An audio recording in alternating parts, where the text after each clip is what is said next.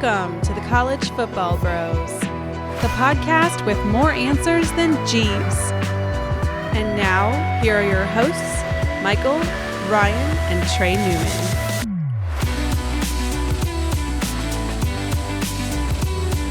Welcome to the College Football Bros podcast. I am Michael Newman, and I'm joined by the brother with a nasty coke habit. Oh, yeah, that's me, Ryan. And just first name. Sorry, right. Ryan Newman. Excuse me. Yeah. just changing it up after coke, like nasty 150 coke habit. episodes. Yeah, true. I don't know why I did that. Just a random brain fart, I guess. All right, how much coke are you drinking these days, Ryan? Just meals. So like 1 a day, 2 a day, 2. Nice. That's not bad. You can live with that. I don't do it during in betweens. So. Well, this is a weird intro, but I'm also joined by the other brother who enjoys Dr. Pepper.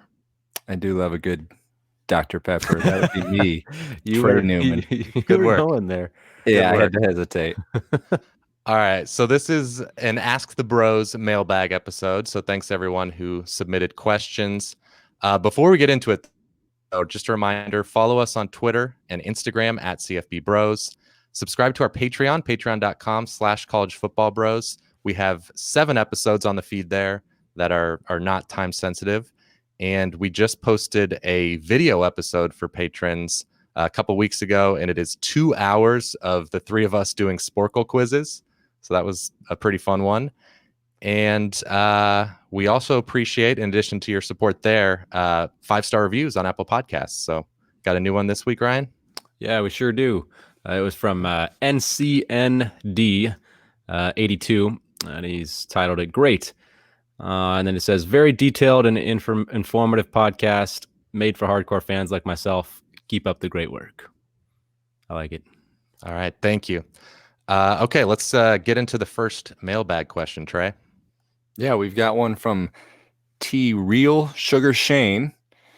And they ask, if the Bros had to pick a quarterback for one game, one drive, one play, who would it be? I feel like Trey always reads the questions from Sugar Shane, by the way. I feel like he's always the one that says that. Anyways, answer the question here, Ryan. One game, I'm going to go with Trevor Lawrence. By the way, I'm assuming we're talking active college players. Okay, I assumed it was all time. What about really? you, Trey? I went more historical, tried to keep it within recent time. That's fine. We mixed it up. That's fine. Yeah, okay. Yeah. I took kids that are currently in school. Okay. Trevor Lawrence for one game because we've seen it on the biggest stage, him perform. Yeah. One drive, got to go to the next best guy. Justin Fields, he was hard to argue against that one. And then one play, though, I thought that one was a little interesting. I'm going to say Sam Ehlinger, just because he can kind of come up with some magic sometimes. He's kind of got that, scrambling and just somehow make a play out of nothing type of ability. So those are my 3 dudes. Okay. All right. Well, I went all time, but like Trey, I think mine are mostly recent. I guess just because, we passed more recently, so it feels like all the best, at least statistical seasons have happened lately. So one game, I'm just going with the best quarterback, maybe the best, incorporating the fact that they didn't go win the championship. Maybe the best season I've seen is Kyler Murray. Just efficiency wise through the air, he was really only barely behind Joe Burrow's season last year. And then you add on to the fact that he can, he's a threat to run for 50 yards on any given play. So Kyler Murray for one game. One drive, I'm taking Cam just because seems like he can kind of just put the team on his back. And I saw that Auburn was 7-0 in 1-score games with him at quarterback. So seemed to not shy away from the pressure at the end of the game. And then one play, like you, Ryan, I want a guy who can improvise, just kind of make something happen because it's do or die. So I went Johnny Football, Johnny Manziel. Yeah.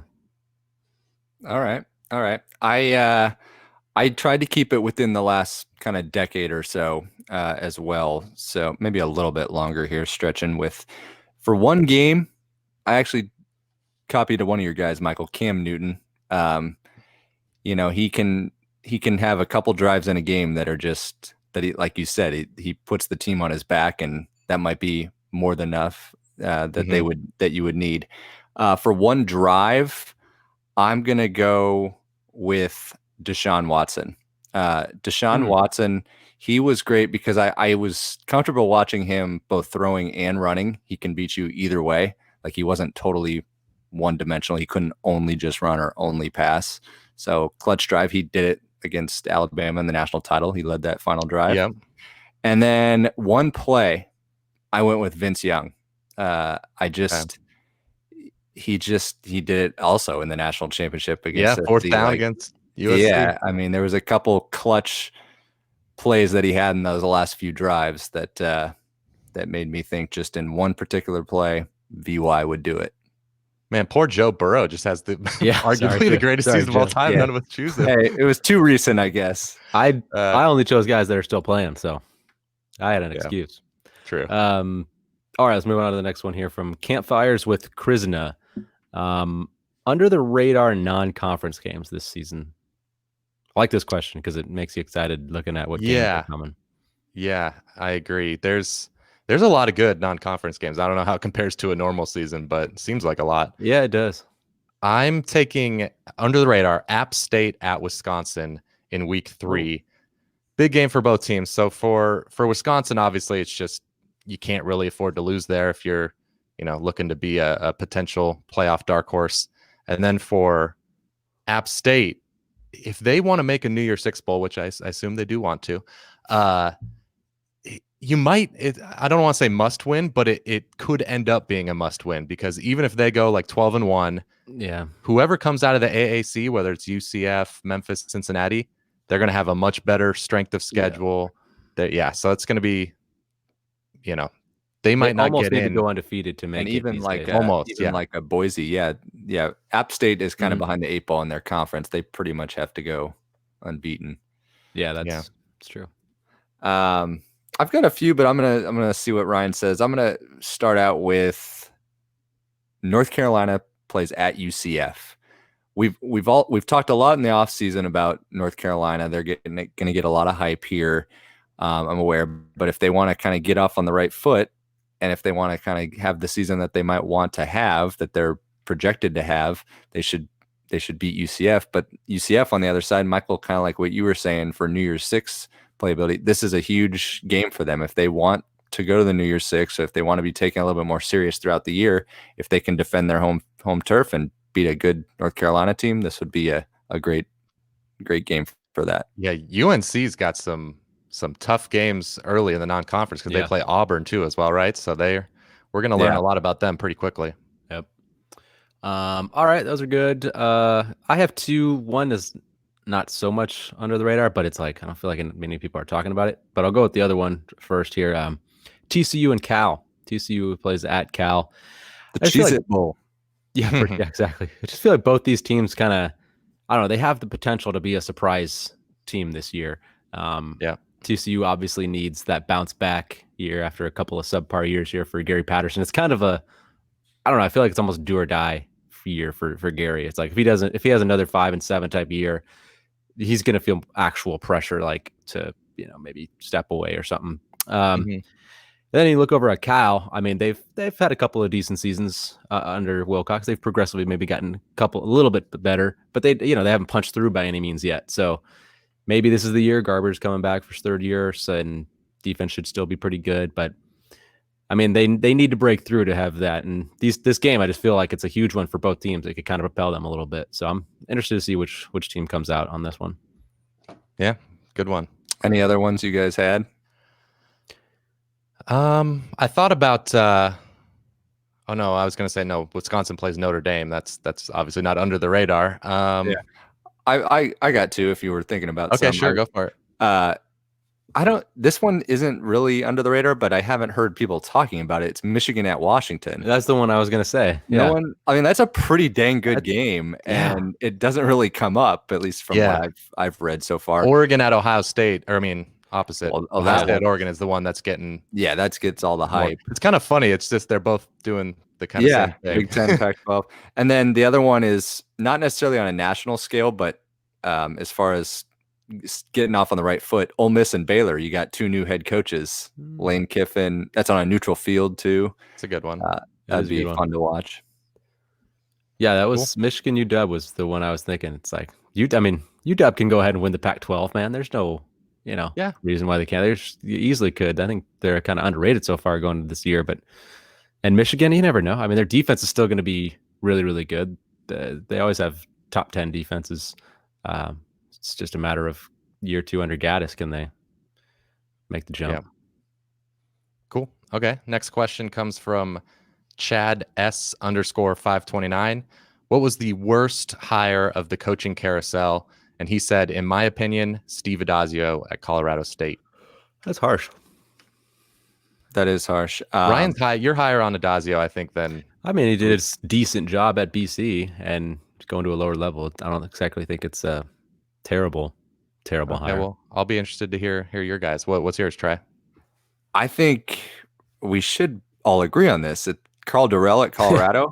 I don't know. Listen, he can totally prove me wrong, but we talked about this before. He's just so far removed from the college game and being a head coach. He was average at UCLA just over a decade ago. He just doesn't really move the needle for me. And he hasn't been in the limelight at all in the last decade. It wasn't like he was a coordinator or a head coach in the NFL for a little. No, it was just been a position coach. Yeah, nobody even knew him. Like he wasn't even mentioned by anybody. Like you watch all the NFL and you never hear Carl Durrell. No, I hadn't heard his name in forever. Yeah, I think you guys might be right. That might be the worst. If I'm grading on a curve, I'll give them a little bit of a break because they were put in such a horrible position. Like who could they really have gotten? Yeah, at that agree point? With that. So if I'm throwing away that, but which I think I agree with you guys. I also didn't like Adazio. I think that's just kind of, I don't know. We're talking Colorado State here, guys. We're not talking like. I know, but I'd rather get an up and comer than someone who kind of, I don't want to say failed, but was meh. Kind of like a Jim McElwain. That's a good point, but at least Jim McElwain good. did a really, really good job at Colorado State before, so for Central Michigan. Yeah, like Steve Adazio did a pretty good job at Temple. He didn't really do. I mean, he had one good year, then he had one bad year. But anyway, fair enough. We're in the weeds here. But I hear your point, right? You could argue Adazio is a fine hire. I mean, it's just for Colorado State. I mean, if you're grading it like if he was hired by Utah or whatever, UCLA, then I'd say that's a pretty crappy hire. But Colorado State. Okay, well, what about our boy Sam Pittman? Where does he? I'm gonna stay away because I don't want. I'm scared of Arkansas the Hogs fans. Oh wow, Ryan! I'm scared. He was Ryan near the bottom. He was in the running. Yeah, no doubt. Just because he doesn't have the resume that would get you excited, for a big time job in the SEC. Mm-hmm. Like again, if Pittman, even if he was hired by, let's say, Colorado State, like if they announced that hire, I don't think everyone around the country would be like, "Holy crap, that's a home run!" It would be like, "Okay, well, we'll see how that goes." But again, like they've surrounded Pittman. We'll say it again. They've surrounded him with a really good staff. And the name I always have to bring up here, Herm Edwards. We would all had him dead last a few years ago. So yeah, it's not to say Pittman is sure to fail. That's definitely not the case. The other guy I was thinking of was Marcus Arroyo at UNLV. I mean, I know it's UNLV, but like, dude, Arroyo he has a very soft resume. I mean, Oregon fans wanted him gone. There's no doubt. And it's not much of a stretch to say that he may have underachieved the past couple of years as the offensive coordinator there. And then he was offensive coordinator at San Jose State and it wasn't good. They were like 100 plus each year. And then same thing at Wyoming. I mean, I don't know. It was puzzling. Yeah. You could say a similar thing of Ricky Ronnie at Old Dominion. Penn State fans weren't thrilled with him as an offensive coordinator. So, it's Old Dominion, but still. Yeah, fair enough. UNLV, man, I thought that the Bishop Gorman coach, man, I thought he was gonna do well there. Yeah, me too. It's a tough job. All right, I'm gonna go to the next question here. We've got one from J-Rod Wrestling Sports Guru. How many years do you think it will take the Longhorns to make the playoff? It's a good question. So I'm going to ask you guys a question. So there's 6 more playoffs that are locked into this 4-team format. Because after I think it's 2025, that regular season they're gonna the contract is up or whatever. So I think they're going to go to 8 after that. But so if I put it at 6.5 years, would you take the over or under that Texas makes a playoff? So will they make it when it's in the 4-team format? I'll go. I'll say they do make it. Whatever the under is, that what are you going to call it? Yeah, I guess under. Yeah. Okay, what about you, Trey? It's really tough. I mean, when was the last time they won the Big 12 championship? Was it been a back while. in? Was it when they beat Nebraska? Was it 09? Yeah, 09? I don't know. Was it 09? I honestly am asking. I can't remember. They won it in like. I feel like they might have won it after that. But anyways, Maybe. what I'm saying is how. Yeah. Oh well, they went to the. They went to the national title with. Oh no, that was the year they. That was That was 09. the year. Yeah. I don't know. But That might have point been is, a it's been a long time. while, and so it's just 6 more years. All they essentially have to do is win the Big 12, and very good chance. That's they the make thing. it. Like they were the It's odds almost would be asking, are they against going to win the them. Big 12? The odds would be against them, but I do think they could win the Big 12. So I'll say under also. Yeah, and I agree. I'm going under. Just so in Tom Herman's first year on the job, Texas was 13th in the country in 24/7 Sports team talent rankings. So the talent had dropped off a little bit from what they were used to, but now going into 2020, it's looking like it's trending towards they're going to be pushing the top 5 in talent. So you give me a team with top 5 talent, give me 6 years, I think there's a better than 50% chance they make a playoff. It is 09. And whether that's 09, yeah. Wow. Okay, so whether that's Tom Herman, if he can do it in the next couple of years, or whoever the next guy is, they're going to have the talent. Yep, no doubt. Do you have anything to add, Ryan? I've got a little. I just feel like they can do it this year from now on. Any point after this year, it's just as long as they stay healthy, they have a really legit chance. And this class right now, where that's coming in, they have 2 like extremely highly touted top 100 quarterbacks. So they're going to be just fine after Ellinger leaves in that position. So to me, I just think it's going to work out eventually. To me, the way I kind of looked at this question is, if I had to say the earliest they would get there, like I personally don't think they could. Yeah, I mean, old takes exposed. Like I personally don't think they can do it this year. Like they could win the Big 12. I don't know if they can actually get to the playoff. But in the next season they'd have a new quarterback. So to me, honestly, it would be 3 years where then I think they could do it. They'd have a returning quarterback, all that talent that they've developed and acquired, in my opinion. I think the returning QB thing, when you're that talented, may not always be that big of a deal. It could. You see Tua. So maybe coming, so fine. Trevor Maybe Lawrence next year. do it. Justin Fields. I don't know. Just when you got that talent that Texas might have, then I don't know. They're just the reason to go over, to think it might be longer is you've got Clemson, Alabama, Ohio State, even Georgia, Oklahoma. Like those teams are going to take up a lot of the playoff spots over the next 5 or 6 years. So can they get over? Can they? I don't know. I only look at this question as, can they win the Big 12? That's really all it is. I mean, it's not often the Big 12 champ gets left out of the playoff, but and they're competing with OU. Even when it seems like OU's just been neck and neck in some of these games. True. So, all right. Okay. Anyways, moving on to the next one here. We got Joel Daddy Flocka, who was everybody's surprise team for 2020. And then he goes on to say, like Ryan loving Baylor last year. He didn't say that in the question, Ryan. You added that. No, he said it. No, he did. I mean, to most of the true diehard football fans, they might not be surprised, but I'm going to say Louisville. That's what I said. That's what I'm saying too. Oh, really? Okay. Yeah. So I stole your thunder. I didn't mean to. They gelled so much in the second half of the past year under Satterfield. They went 5-3 in the ACC. They have that electric quarterback in Cunningham. They got Javion Hawkins at running back, Tutu Atwell receiving. Like they've got some skill guys that can really move the needle. They just need a little bit of more production on defense. And if they get that, they could compete for that second spot in the ACC this year.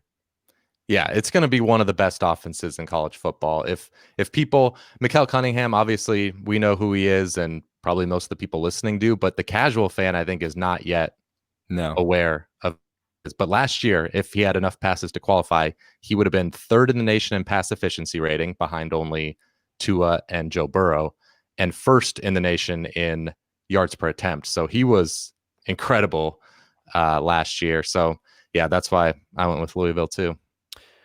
Yeah, I have two that I was kind of leaning with here, but I'm going to go with West Virginia at this. But they have, they were starting to turn a corner towards the end of last year. They won 2 out of their final 3 games, and that was when they made the switch to Jared Dagey instead of Austin Kendall. So the defense was starting to pick it up as well, and they just have a ton of returning starters. I think it's 17 right now, and one of them is Darius Stills, who was decided to come back and not go to the NFL on that D line. So they have a lot of returning production. They weren't that far behind in that Big 12, and Neil Brown was dealt with difficult, first year. He had so much people leave and everything like that. So I think the culture's second year, they could make a jump. I like West Virginia too. I think it's early, but I think I'm going to I want to look more on their win total. But Michael, we know Michael loved the Neil Brown hire, and Ryan, you're sticking to your bread and butter, the Big 12. So I know, yeah, it was either it was them, or I'm thinking UW, just because there are not many people even have them in their top 25 coming into this year, and I think they're going to be a top 25 team. So I agree. I'm going to have UW in my top 25 too. I didn't go with them because I thought it was not quite enough in the spirit of the question. They've been. I considered anybody outside the top 25 for this, but yeah, I also considered Pitt because I think they're going to have a really good defense, but I just couldn't get behind Kenny Pickett. And then I also really like Purdue, so I'll make a quick case for Purdue. It's mostly just a bet on Jeff Brom, but his first 2 years were undeniably very good given what he inherited last year. We've talked about it many times. Tons of injuries, both sides of the ball. And so they've got a lot of players coming back. They avoid Penn State and Ohio State from the East. So even though it's still a tough schedule, it's not as bad as it could have been. So I like them to go certainly over there. I think they're 5.5 win total. I think they'll make a bowl. Yeah. If it's 5.5, I like them to get to 6. Mm-hmm. First game is a big one.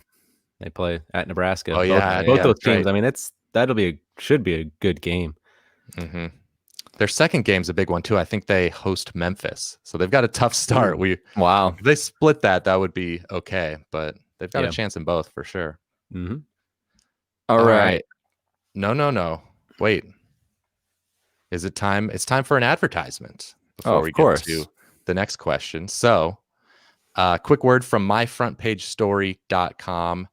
If you're still looking for a Father's Day gift, which is coming up, so would advise you to figure that out. And we have myfrontpagestory.com. So here's how it works. You talk to a professional writer about your dad for 10 minutes, and they write a really awesome story about him. They include quotes from you, and they can put the story on what looks like the front of a newspaper, so you can frame it, put it on the wall. And it's just it's a thoughtful gift. It's not like Ryan said last week, it's not like getting a tie or socks. Your dad has enough of those. So highly encourage everyone to go to myfrontpagestory.com, type in the promo code BROS20 for 20% off. So that's myfrontpagestory.com, promo code BROS20. So there you go. Very cool. I like it. All right, now we can move on to the next question. Okay, from Lee Kuzmish. I don't know how to pronounce that. We'll go with that. I give Trey the tough ones to pronounce. Yeah, thank you. I appreciate that. How long could Cincinnati expect to keep Luke Fickell, and any chance he stays long term? I think he has at most 2 years left there. He's got a good quarterback in place, Desmond Ridder, for the next couple of years. There's no reason. He's not amazing, but he's good. He's good. Don't shrug. Yeah, he's fine. Good. Oh, well. Shrugging Desmond Ritter. The listeners can't see me shrug, Ryan. Just let me shrug in silence. Shrugging. Anyways, but he's going to have a great defense coming back this year. They're going to be good, no doubt, for sure. It'd be surprising. And they are bringing in a lot of talent, best talent in the G5. So I just don't see how they won't be successful, which means I don't see how that he won't have a lot of suitors coming after him. And I could see him turning down some, lower level-ish Power 5 jobs and just kind of trying to wait until he gets a bigger type job. I mean, he already turned down.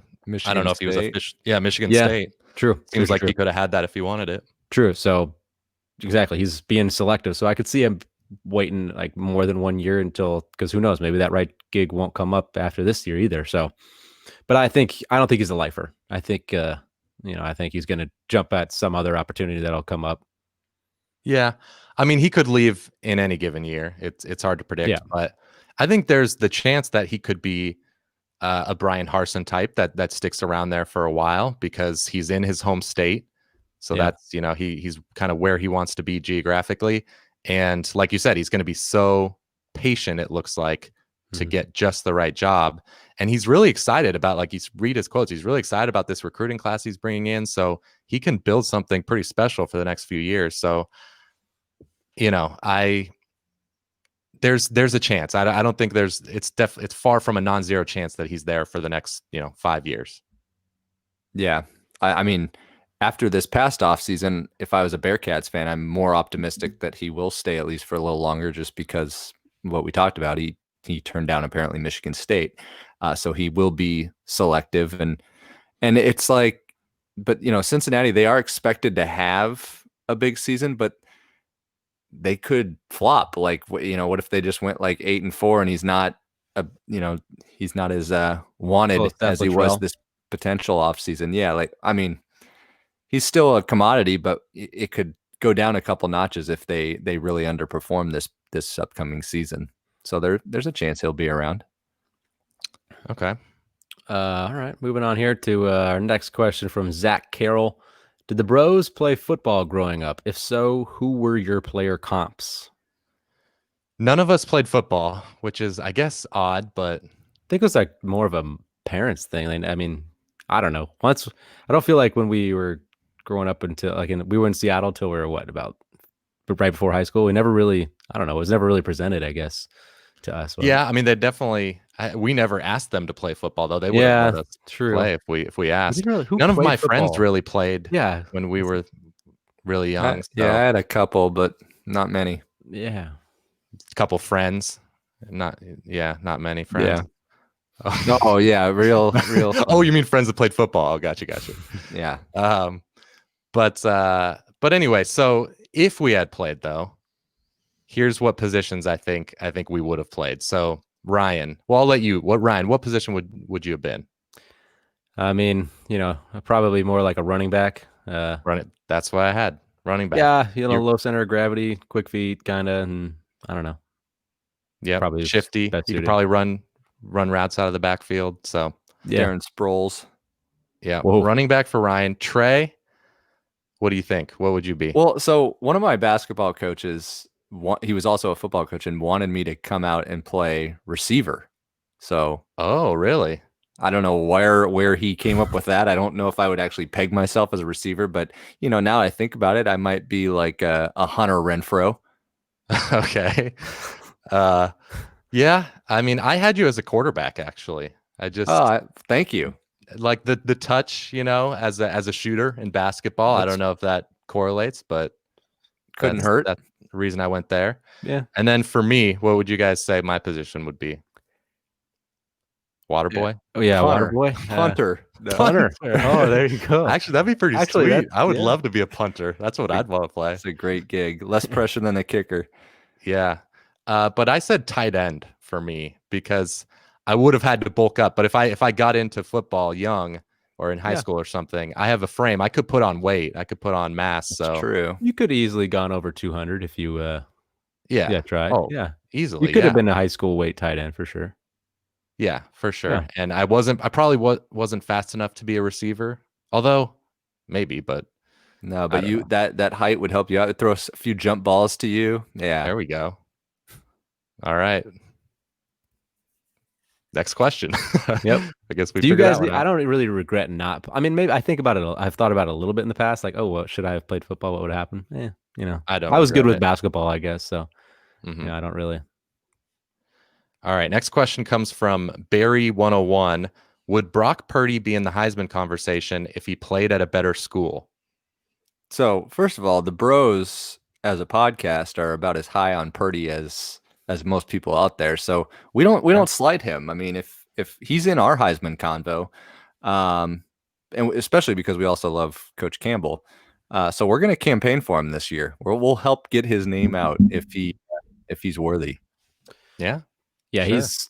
I mean, put him on Oklahoma or Ohio State or Bama, and he's easily a Heisman contender. So yeah, 100%. Yeah, there's no doubt I think would be. he's a top 5, borderline top 5 quarterback in the country. He's right there. He's got the argument for sure. Yeah. Because look at right now, Jamie Newman goes to Georgia. He's, one of the favorites to win the Heisman at least. Yeah, and Purdy's better than him. Exactly. I think he is too. So I think there's no question the answer is yes to this question. Mm-hmm. Yep. All right. The next one is from Spence Griff asking, favorite FCS school?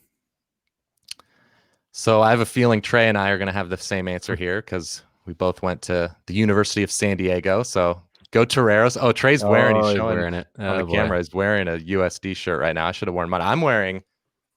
Me too, Mike. Yeah, it's college football bro shirt. Wow, oh, you too, Ryan. Nice. Yeah. I got the forest anyway. green. You got an old one there. No, this is indigo. This is a new one. Oh, it looks kind of greenish from here. Nope. Get your eyes checked. I don't You're know. gonna move. Yeah, right. You're gonna move and show it again, but it's just not great for the listeners. Me getting up out of my chair. All right. Anywho, USD. My bedroom window actually there overlooked the practice field, so I got to see some practices. Oh, nice. I didn't know that. Yeah. I don't have I didn't go to a school that was in the FCS, so I just went with Montana just because I love watching it when they have home games in the snow. I mean, that's just so cool. It's like, but I like the great outdoors. Love Montana. You've been to Montana? I've been to Montana in the corner, West Yellowstone, but that counts. It counts. I was there. But yeah, I'm going to say USD as well. But the reason that I just had to get, I got to get that logo out there. But for those that don't know, they're more of a mid-major in the FCS. Jim Harbaugh got them humming, actually, when I went to school there, with quarterback Josh Johnson, who still bounces around the NFL. They've shared the conference championship in like 11 or 12 years of the past 15 or something. Like, it's just an amazing run.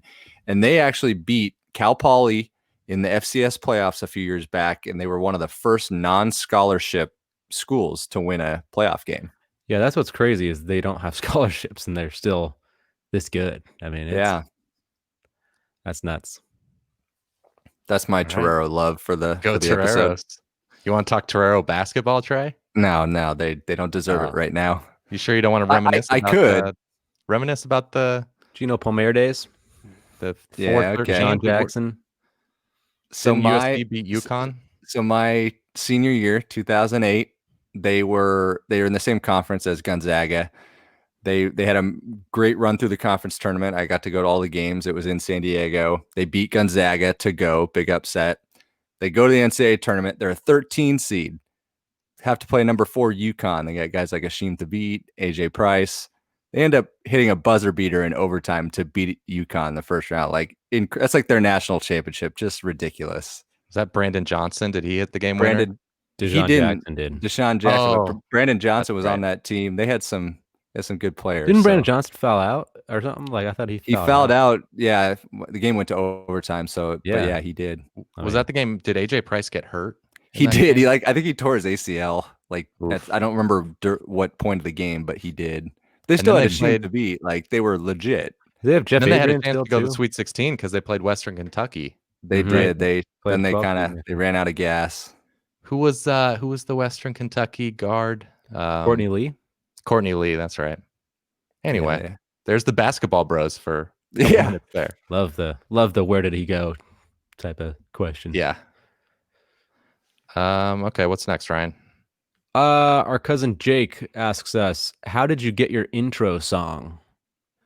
So I found that I was, in the weeks before we decided we were doing a podcast, I was looking for, intro music, just going to every royalty-free site I could find, and eventually found one. It's called, the name of the song is Upbeat Sports Hip Hop, and it's on audiojungle.com. So when I found that one, I was like, all right, this is it.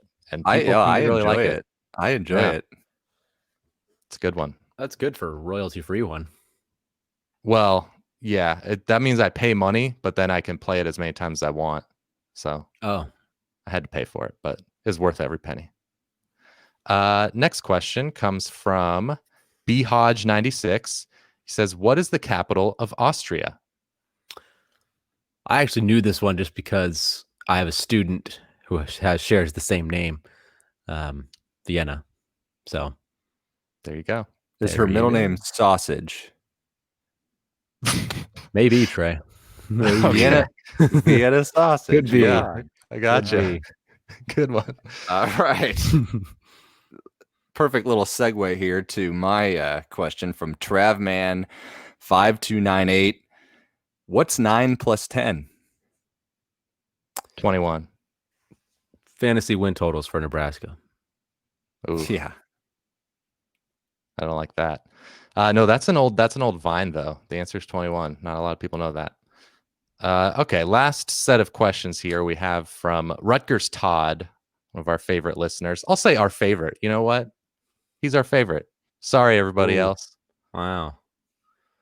No, for now he's our favorite, but don't get complacent, Todd.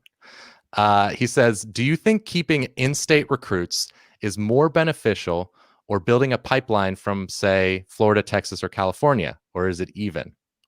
So Ryan, I'll give this one to you. Yeah. Well, obviously each school is different and depending on where you're at, but I would say it's more beneficial to keep your in-state kids. I mean, if you can't convince the kids in your own backyard to come play for your school, then how are you going to convince somebody that has to take a plane and fly halfway across the country to come and play for you? So keeping, your state kids at your school is probably the most important thing.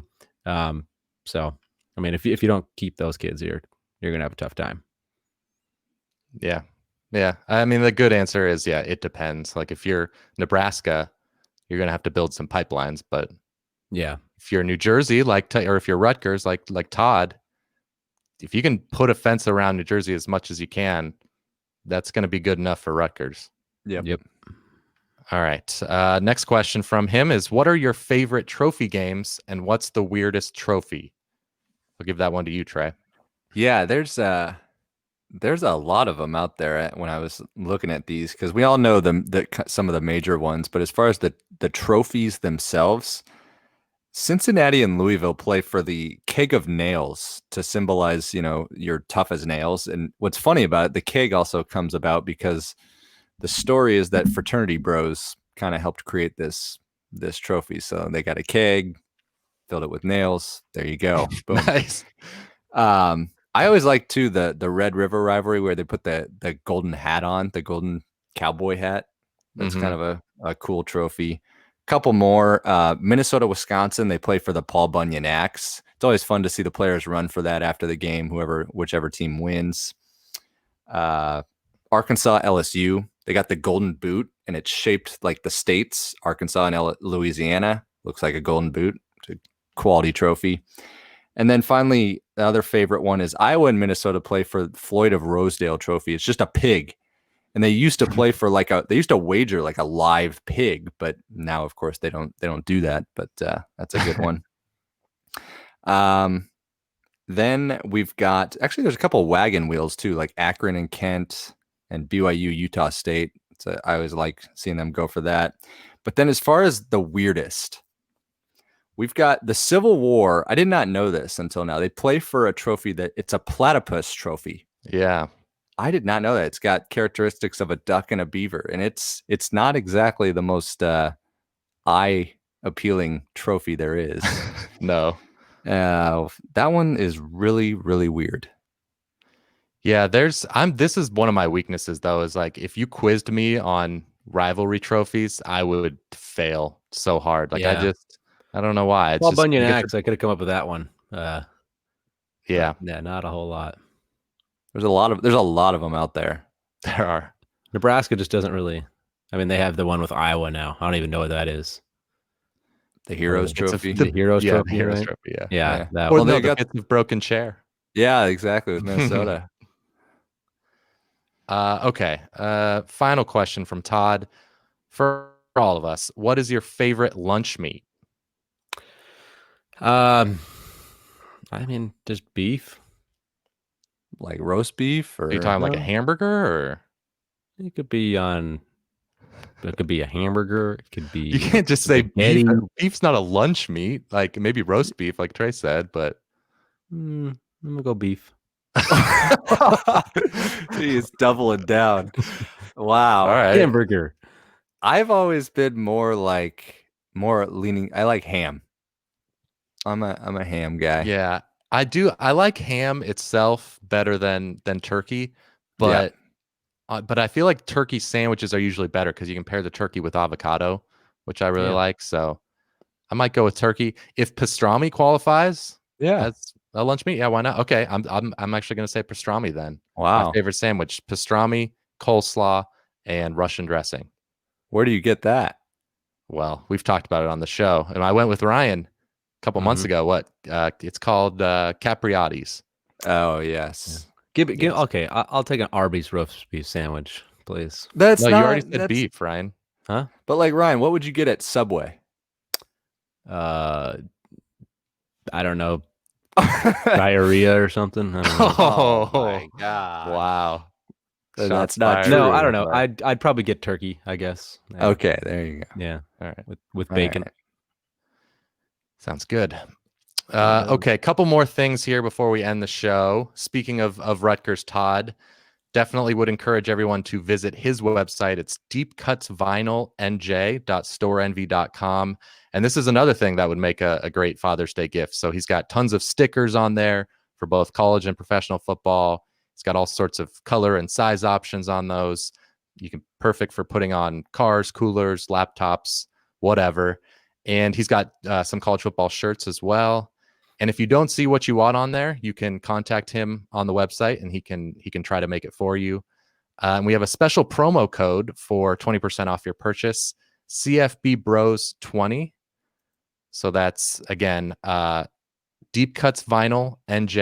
deepcutsvinylnj.storeenvy.com, promo code CFB Bros 20. And I'm going to put a link to that as well as my front page story in the description of the podcast. So encourage you to check out both of those. I ordered a shirt from him. There you go. Coastal quality Carolina stuff. shirt. Coastal Should- Carolina shirt. Should be coming anytime now. Yeah. Excellent. Mhm. Another shout out, one last shout out here to Kenny from the Prospects 101 podcast. I was listening to that last week, and he mentioned us, and he said he asked if USC was back. He directed that question to us. Well, to me particularly, but I'll let you guys answer as well. So just given they were talking about recruiting, they were talking about USC's great start to the recruiting class. So Yeah. is USC back, guys? On the recruiting front, they are, and they should be pretty good on the field this year as well with Keaton Slovis and a bunch of returning production. I'm reluctant to say they're just totally back because Clay Helton's still the head coach, which is just I feel like it's got to hold you back at least a little bit. But at least the things are going in the right direction. And if for whatever reason it doesn't work out like this year, maybe Clay Helton, Yeah, that could very easily happen. there's talent coming. There's the next guy won't be completely empty-handed. So it's then I saw they might land the number 1 overall player too. I mean, it's a tight race, but it's USC seems to have a lead for him. Yeah, I'm not going to say they're back, but I agree 100% with Ryan. Like they seem back on the recruiting front, and that's what you'd want as an SC fan. So they won't be far away from returning to glory, regardless of what happens this year if they start to pull in that talent.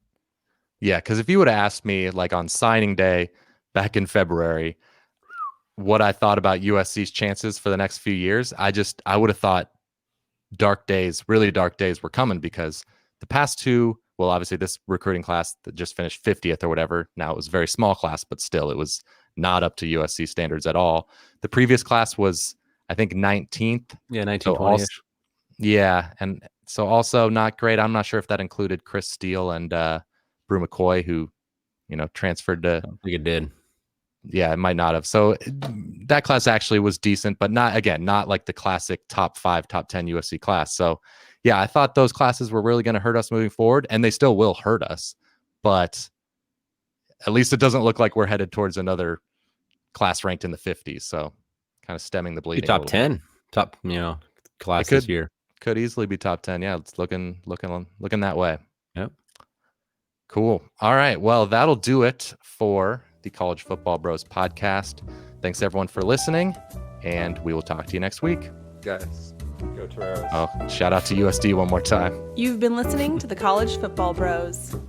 If you have any questions for the next podcast, email them to collegefootballbros@gmail.com. To keep up with the brothers on social media, like them on Facebook at College Football Bros, follow them on Instagram at College Football Bros, and for their commentary on Saturdays, follow them on Twitter at CFB Bros. Thanks for listening.